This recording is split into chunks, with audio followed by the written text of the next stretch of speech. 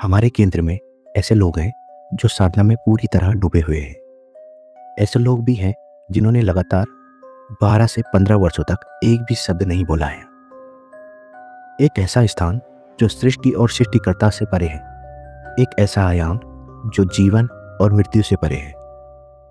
उसी को मौन या निशब्द कहा जाता है। आप मौन में गा सकते हैं, आप मौन में नृत्य कर सकते हैं, आप मौन में बोल भी सकते हैं, आप मौन में चिल्ला भी सकते हैं। कोशिश मत करो।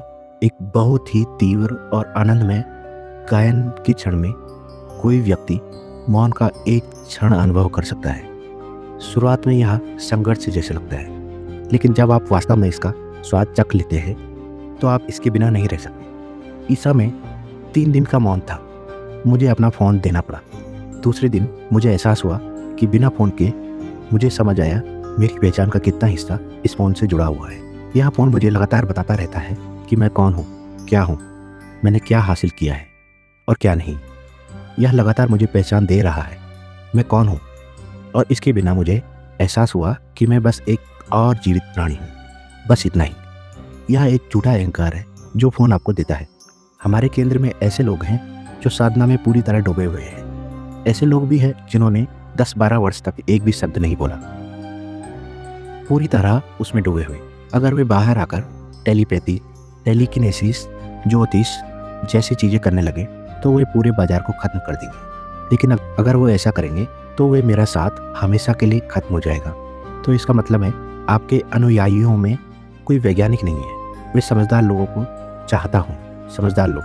आध्यात्मिक साधना में एक महत्वपूर्ण प्रक्रिया यह है कि जो उपकरण हम आपको देते हैं उनमें हमेशा मौन में जाने की प्रक्रिया होती है। लोग 3 दिन से लेके 3 साल 4 साल मौन में जाते हैं, किसी से एक शब्द भी नहीं बोलते। आज की दुनिया में जहाँ अगर वे नाश्ता कर रहे हैं, नाश्ते की तस्वीर लेनी है, मैं नाश्ता कर रहा हूँ। अगर मैं टॉयलेट जा रहा हूँ तो मैं टॉयलेट जा रहा हूँ। यह ऐसा है जो बस चुप होकर एक जगह बैठ जाना बहुत बड़ी बात है। शुरुआत में यह संघर्ष जैसा लगता है, लेकिन जब आप वास्तव में इसका स्वाद चख लेते हैं तो आप इसके बिना नहीं रह सकते। गर्दन की दुनिया दर्द की दुनिया है, सुख की दुनिया है, दुख की दुनिया है, आनंद की दुनिया है। हर चीज़ के लिए एक ध्वनि है। जीवन की ध्वनि है और मृत्यु की भी ध्वनि है और मौन की भी ध्वनि है।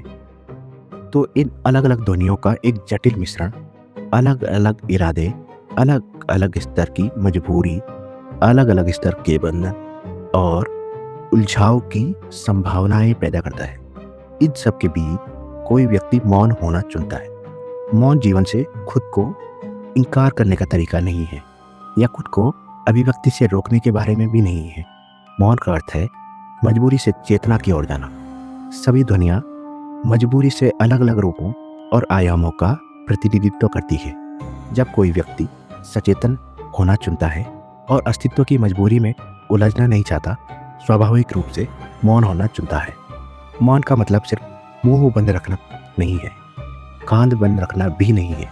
आप मौन में गा सकते हैं, आप मौन में नृत्य कर सकते हैं, आप मौन में बोल भी सकते हैं, आप मौन में चिल्ला भी सकते हैं। कोशिश मत करो। इसका मतलब यह नहीं है कि जब सब मौन हो जाए तो आप चिल्लाओ। यह मौन में चिल्लाना नहीं, क्योंकि ध्वनि सतह की चीज़ है और मौन मूल की चीज़ है। केवल सतह ध्वनि पैदा करती है, गहराई में कोई ध्वनि नहीं। यही जीवन का मूल है। सतह पर ध्वनियों का एक जटिल जाल है, लेकिन मूल में कोई ध्वनि नहीं है। अंग्रेजी भाषा में हम इसे निशब्द कहते हैं, जिसका अर्थ है ध्वनियों का अभाव।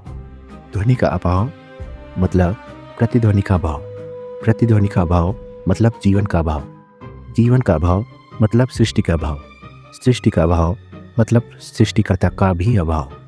तो एक ऐसा स्थान जो सृष्टि और सृष्टिकर्ता से परे है, एक ऐसा आयाम जो जीवन और मृत्यु से परे है, उसी को मौन या निशब्द कहा जाता है। इसे किया नहीं जा सकता या केवल बना जा सकता है। आमतौर पर 2 शब्द उपयोग किए जाते हैं। एक है मौन व्रत, यानी आप मौन का अभ्यास कर रहे हैं। वास्तव में मौन नहीं है, आपने बस मुंह बंद किया है। अभ्यास करने का मतलब है कि आप अभी वह नहीं है। उसी तरह मौन का अभ्यास और मौन बन जाना अलग अलग चीज़ें हैं। मौन का अभ्यास शुरुआत में एक प्रतिबंध की तरह लगता है, लेकिन धीरे धीरे अभ्यास करते करते व्यक्ति वास्तव में मौन हो सकता है। कोई व्यक्ति तीव्र गतिविधि के बीच भी मौन रह सकता है, लेकिन कोई भी हमेशा तीव्र गतिविधि बनाए नहीं रख सकता। बहुत तीव्र और आनंदमय गायन के क्षण में कोई व्यक्ति मौन का एक क्षण अनुभव कर सकता है, लेकिन इसे कितनी देर तक बनाए रख सकते हैं, आपका गला फट जाएगा। इसलिए मौन पढ़ने का अर्थ है स्थिर होना, पूरी तरह से स्थिर। जैसे कहा गया है, मनुष्य बीमार इसलिए है क्योंकि वह स्थिर रहना नहीं जानता। क्योंकि स्थिरता में आप सृष्टि के परे एक आयाम को छूते हैं। एक बार जब कोई इसे जुड़ जाता है तो बीमारी जैसी कोई चीज़ नहीं रह जाती। अगर मैं वहाँ बैठूं और शरीर सड़कर गिर जाए तब भी कोई बीमारी नहीं है, बस ऐसा ही है। क्योंकि जब कोई वास्तव में स्थिर हो जाता है तो शरीर को संभाल भी नहीं पाएगा जब तक कि वह शरीर की प्रक्रिया को समझ न ले। मेरे लिए अंतिम मंत्र स्थिरता है। यह मेरे लिए बहुत सरल है। अगर मैं बैठ जाऊं तो यह हो सकता है, मैं बिल्कुल स्थिर हो जाता हूं। अगर मैं आंखें बंद करूं तो दुनिया गायब हो जाती है। इसलिए मैं कोई मंत्र नहीं जपता। मुझे नहीं लगता आदि योगी ने भी कोई मंत्र जाप किया होगा। दूसरे लोग जप कर रहे हैं। एक सुंदर जैन कहानी है। अगर कोई व्यक्ति स्थिर रहना जानता है तो उसे जाप करने, पूजा करने या कुछ करने की जरूरत नहीं। लेकिन जैसे ही मैं कहता हूँ, बहुत से आलसी लोग सोचेंगे, अच्छा मुझे कुछ करने की जरूरत नहीं है। नहीं, हम आपको बताएंगे कि आपको कब जप बंद करना है। अभी आपको जप करना चाहिए। आपको आसन करना चाहिए। आपको शरीर को तोड़ना मरोड़ना चाहिए। सिर केवल खड़ा होना चाहिए और यह सब करना चाहिए, नहीं तो आप खुद को धोखा देंगे। तो ईसा योग केंद्र में मौन साधना कैसे की जाती है? ईसा योग केंद्र में मौन रहने में एक सामान्य ईसा योग केंद्र में मौन में रहना एक सामान्य अभ्यास है। यहाँ रहने वाले लोग स्वयं सेवक हर कुछ महीने में 3 से 7 दिन का मौन में रहते हैं। इस दौरान वे किसी से बातचीत या संपर्क नहीं करते, अपनी साधना पर केंद्रित एक सख्त कार्यक्रम का पालन करते हैं।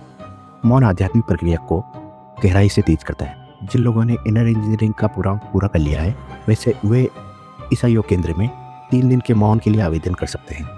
एक लेख में एक साधक ने सदगुरु से पूछा, जब आपके पास में करने के लिए कुछ नहीं होता तब आप क्या करते हैं? सदगुरु ने उत्तर दिया, मैं कुछ नहीं करता।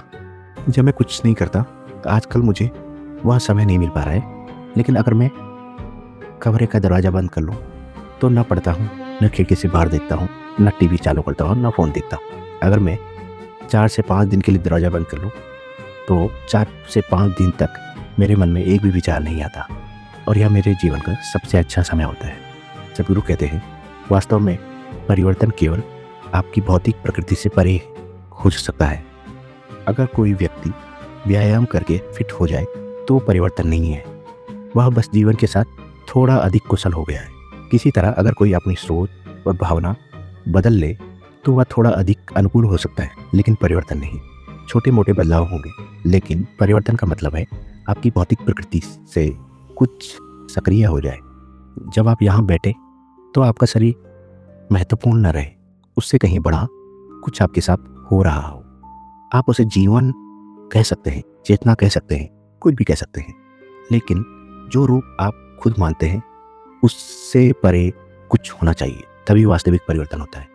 सदगुरु ने मौन में एक कविता लिखी, वाणी समाज की है, शब्द मन के हैं, ध्वनि प्रकृति की है और निशब्दता उससे परे की है। जो निशब्द मौन में विलीन हो जाता है, केवल उसी के लिए उससे परे के लोग प्रकट होते।